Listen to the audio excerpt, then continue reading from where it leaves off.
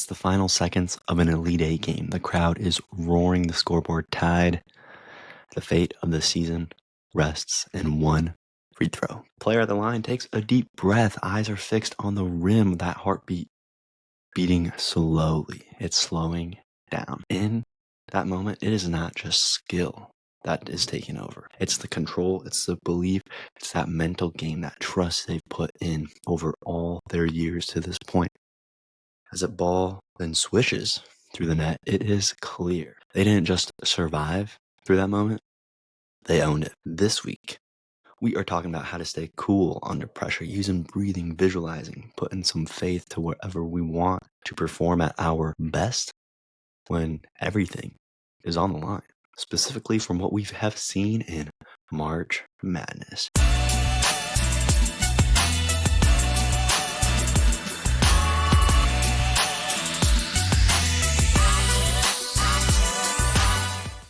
Hey y'all, welcome to the Mental Performance Playbook. More on that next week. But here we are breaking down those elite mental strategies, delivering actionable exercises that we can apply immediately.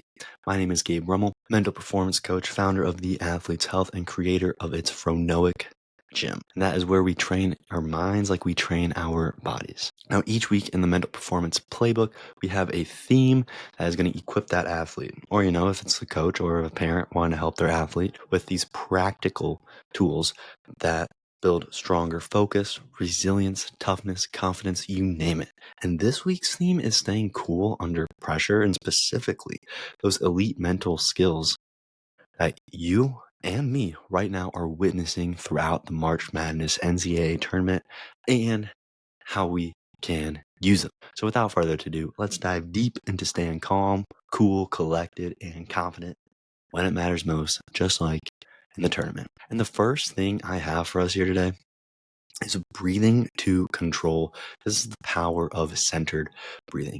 And it is not just your coach saying something like this, because I want to ask you, what is your coach usually tell you? It's usually like, just take a breath, think about it. You're good. Don't think about it. Take a breath, take a couple, and you'll be set.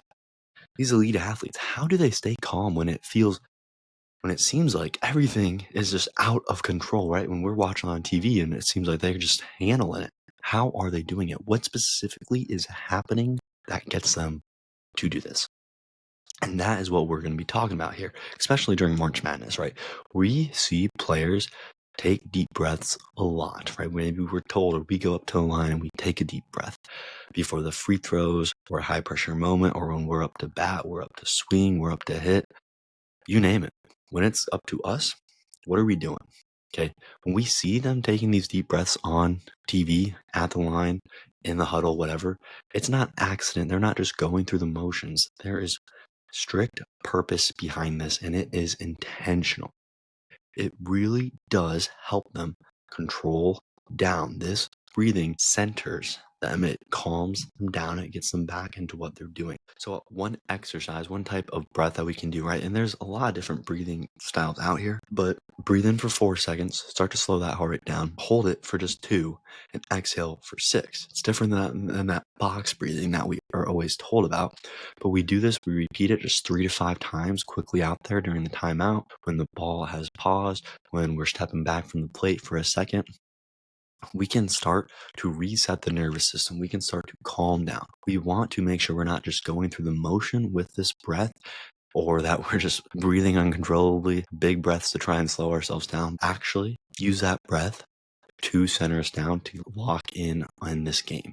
Where we can do this at is between the plates, when the free throw line is being used, or when we're up there, or when we're waiting for someone. Anytime we really feel that adrenaline spiking in the wrong way, we can come back to this to signal that we are still in control, that we are doing what we need to do to the best of our ability to do it. This breathing really lets us reset, recollect, and refocus on what we want.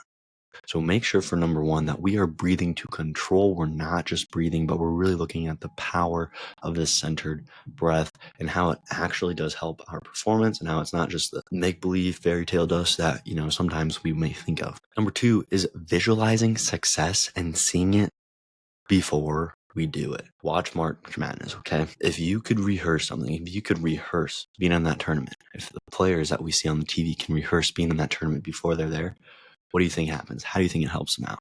If you can put this in any of your situations where you think it can help you out, what would you be doing? My best example for this is when we see players on the free throw line, and hopefully we can start to talk about this and use this free throw line in any other sport that we're in as well, any other athletic or performance endeavor. And when we see them going through their form, right, and then we're practicing and we go through the form, what are we actually doing? Are we just going through the motions, or are we actually visualizing that ball in our hand, off the fingertips, flicking the wrist, elbow stack, going over the rim, swishing it through the net, and actually seeing that?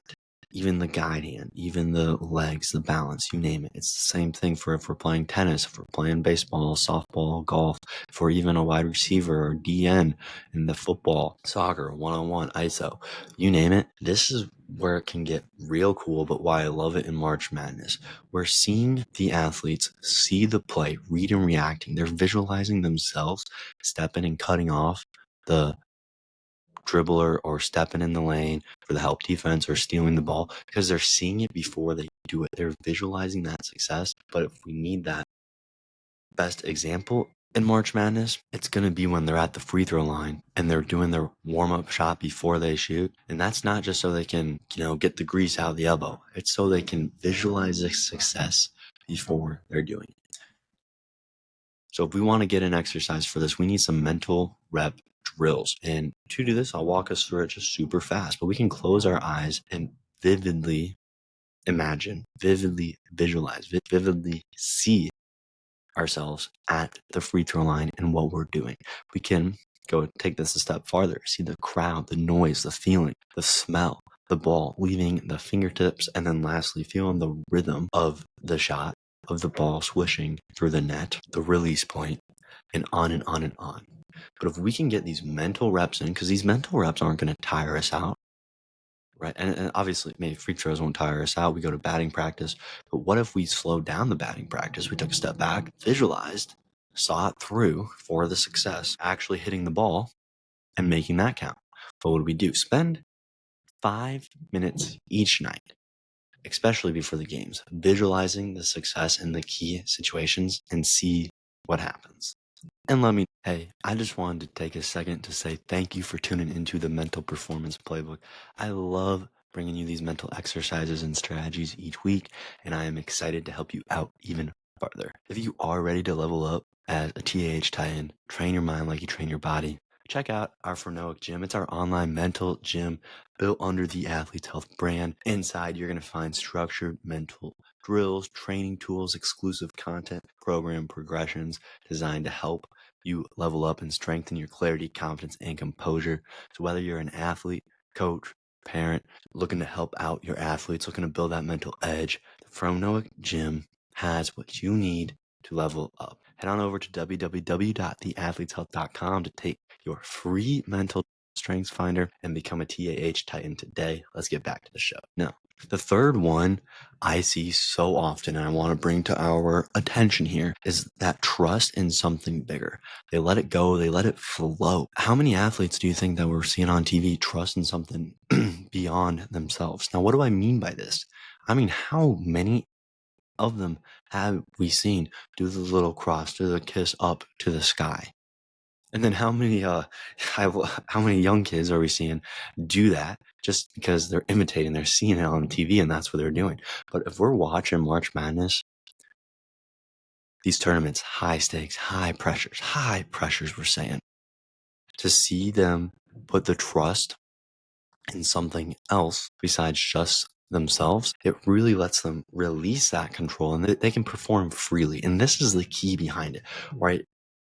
We hear the March Madness, we see the game, win or go home. So much pressure comes behind that. How do we handle that pressure? Well, if all that pressure is actually coming on our shoulders, that's a lot, right? That's a lot to handle. With pro athletes and college athletes that I've talked to, as they keep leveling up in the ranks, they put more and more of that faith into something. Now, I'm not saying what to put the faith in. I will use God or Christ as an example for this one, just because when they make that cross, that's a lot of times what they're doing. It can just be the universe. It can be Buddha. You can name it. This faith can be in anything. But the point behind this is that they are putting that trust in something beyond just themselves, beyond just their play.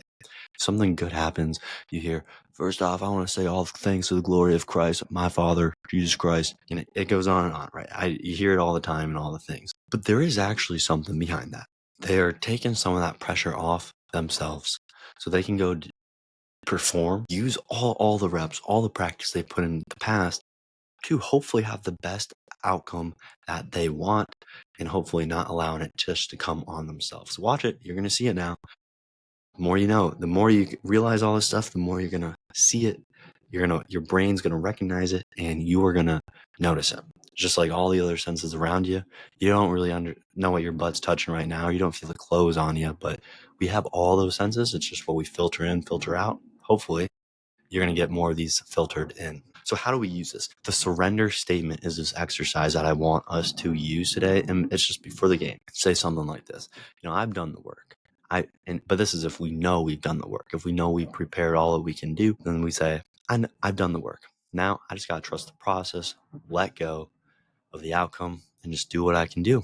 We pair this with a calm breath, maybe, staying present, release all that unnecessary pressure, stay in that moment and just go perform. Let it go to the faith, to whatever we are putting on, right? Like I said, the universe, your stuffed animal. I mean, whatever you're thinking about, you put it on there. Okay. The other thing that you can do with this, and this is why, I think some people get those cross tattoos, especially when you watch them level up in their sports and get more of those tattoos. Some of them definitely go back to their faith, but write a phrase on your wrist, use some tape so you can visualize it before those big moments, but you can come back to it. Whatever the case is, whatever that faith is for you, I'm not telling you one way or the other, but I am saying trust in something bigger than just yourselves. You do that, you can let go, and then you can fully flow with it. My fourth one that I want us to look at here that we can start to see in the games is anchoring in the moments. Have trigger cues to refocus. You're going to notice this. You're going to see this now when you start watching these games. But how do you refocus instantly when that pressure hits? You watch the games, turnover, missed shot, missed opportunity. There's some big mistakes out there, especially in March Madness, but the athletes have to keep going. They have to keep doing. So how are they doing it? It comes back to anchoring in the moment and using these trigger cues. This can be physical. This can be verbal, something that they say, or it's physical, something that they do. But you're going to see this. And the best thing about it is they don't hold on to it because they're using these cues and that lets them let it go. For example, you're going to see some players slam the ball the floor. Now, I know some younger kids might imitate it, but they don't have the skill. They're not taught this. They don't know that actually releases all the pressure and anything else that they have going on, and it puts it to the side. They're done with it. It's gone. Whatever happened, slam the ball down, catching it so it doesn't go above the rim, right? Totally releases that stuff. Yelling totally releases that stuff. If they are yelling, if they're just saying whatever they need to say out there, pumping whatever they need to do, air punch. After they do that, they're locked in to the next play. Sometimes you might not see them do this at all. Those are the physical cues. Other times, they might just say something to themselves, even in their head. They might whisper like any word, let's use reset, for instance, but they make a mistake. They say, all right, reset. But they might even say that in their head and they're on to the next play. You might see them clap. Clapping is their set. That clap flushes out the old play. So then they are anchoring in the moment, using those triggers to fully refocus. So how do we do this? I want us to develop our reset cues. So this is what you got to do. Choose a physical cue. It's tap your chest, touch your wrist, snap your fingers, kick your butt. Then, just to get the best out of it, let's pair it with some type of verbal phrase, something that we can say, breathe, focus, execute. Use this consistently so it does become automatic in those pressure moments. So then we can anchor. We can use these trigger cues to refocus. Number 5 that you're going to see is embrace the moment. Gotta be cool when it's hot, right? That pressure, it starts to heat up, friction, it all starts to get going. these elite performers, how do they stay cool when the heat turns up? When it's game time, when they need to do what they need to do, right? And we see it each game if it comes down to the wire, or even just going through the tournament. Each game means more before it even starts. How are they staying cool? And then more importantly, when it does come down to the wire, like I think it was Florida who had the post-game interview of, this guy is just too cool, he just stays cool. How are they doing that? How can they be so cool when the game's so hot down to the line? It's the end of the thing. We have to embrace the moment, and we do this by looking at it in different ways. We reframe the drill. We reframe pressure. We reframe what we're doing beforehand, right? So it doesn't have to come just down to the game itself, but it's all the prep, the things that come into it beforehand. So some things that we can do for this pressure reframe drill. This is our exercise. When a moment feels super big, we can tell ourselves this is where you shine. But it also comes back to the practice, and hopefully that we're practicing for that moment, and we're practicing mentally as well for that moment, so we're ready for it when it does come. We can breathe, we can smile, we can lean into that challenge. Don't lean away, right? That challenge is there. That pressure, that big moment is there. The bigger it is, the bigger it is. The more space it's taken up. And you're standing where you're standing, it might be hitting you a little bit. Are we leaning into that challenge, or are we leaning away from that challenge and letting it push ourselves back? Last thing, just to remember, embrace that pressure, is to just remind yourself that the pressure means the moment matters. That's all it is. Bigger the pressure, it just means the moment matters more. But besides that, nothing's really changed. Game comes down to the wire. It's how we rephrase it. It's how we can start to embrace it instead of letting it push us away and we recoil from it. You can have any mantra, tight saying that works for you for those clutch situations, those clutch moments, to really change that mindset towards the pressure. This is a pro tip. It's something that we can start to use. But that's what I love to see in March Madness. You see which teams, which coaches, which ones have coached their teams to be cool when it's the hottest moment, so they can really embrace the moments. They come out and play and just have a good time. I love Duke and Houston thus far this year, where they really have been coached on the process.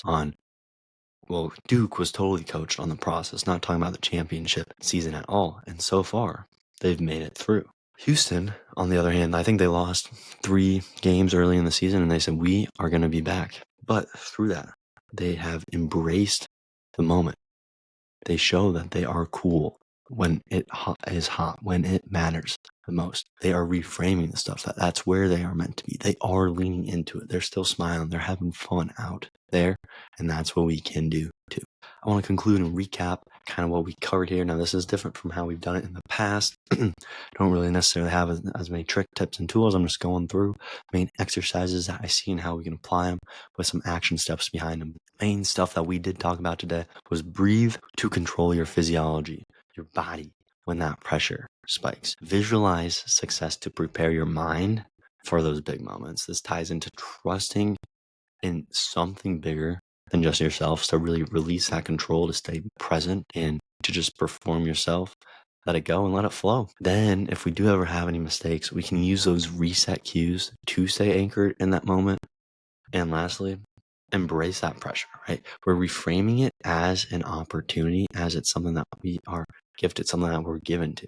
Not everyone gets to use that pressure. It is a privilege, and we are here to take the most out of it. Now, I just want to end you with knowing this. March Madness is coming to an end. If you are trying to train your mind like you train your body, head over to my Fronoic Gym. Check out free mental strengths finder. All the links are in the description below. But we are teaching, training, coaching athletes how to master their mental performance through these strategies, these exercises. Remember, pressure isn't something to fear. It's something to embrace. See y'all next week. My name is Gabe Rummel. This is now the new Mental Performance Playbook under the Athlete's Health Business umbrella. Catch you later.